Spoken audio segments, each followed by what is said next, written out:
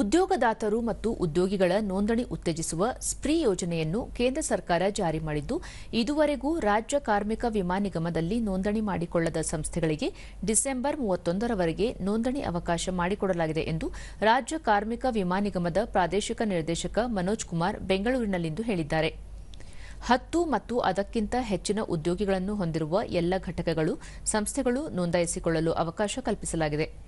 ಇದರಿಂದ ಉದ್ಯೋಗಿಗಳು ಮತ್ತು ಉದ್ಯೋಗದಾತರಿಗೆ ಕೇಂದ್ರ ಸರ್ಕಾರದಿಂದ ಸಿಗುವ ಸೌಲಭ್ಯಗಳನ್ನು ಪಡೆಯಬಹುದು. ಇಲ್ಲದಿದ್ದರೆ ಅಂತಹ ಸಂಸ್ಥೆಗಳ ವಿರುದ್ಧ ಅಗತ್ಯ ಕ್ರಮ ಕೈಗೊಳ್ಳುವ ಅವಕಾಶವೂ ಇದೆ ಎಂದು ತಿಳಿಸಿದರು.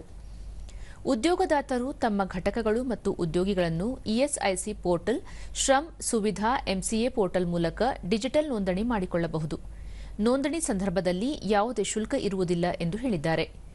ನಿಗದಿತ ಸಮಯದಲ್ಲಿ ನೋಂದಣಿ ಮಾಡಿಕೊಳ್ಳದಿದ್ದಲ್ಲಿ ಕಾನೂನು ಕ್ರಮ ಅಥವಾ ಇನ್ನಿತರೆ ಅಗತ್ಯ ಕ್ರಮಗಳನ್ನು ಕೈಗೊಳ್ಳಲಾಗುತ್ತದೆ. ಇದಕ್ಕೆ ಅವಕಾಶ ಮಾಡಿಕೊಡದೆ ತಮ್ಮ ಉದ್ಯೋಗಿಗಳಿಗೆ ಸಾಮಾಜಿಕ ರಕ್ಷಣೆ ಒದಗಿಸುವ ನಿಟ್ಟಿನಲ್ಲಿ ಅಗತ್ಯ ಕ್ರಮ ಕೈಗೊಳ್ಳಲಾಗುವುದು. ಜೊತೆಗೆ ನೋಂದಾಯಿತ ಸಂಸ್ಥೆಗಳು ಸರ್ಕಾರದ ಸೌಲಭ್ಯಗಳನ್ನು ಪಡೆಯಬಹುದು ಎಂದು ತಿಳಿಸಿದರು.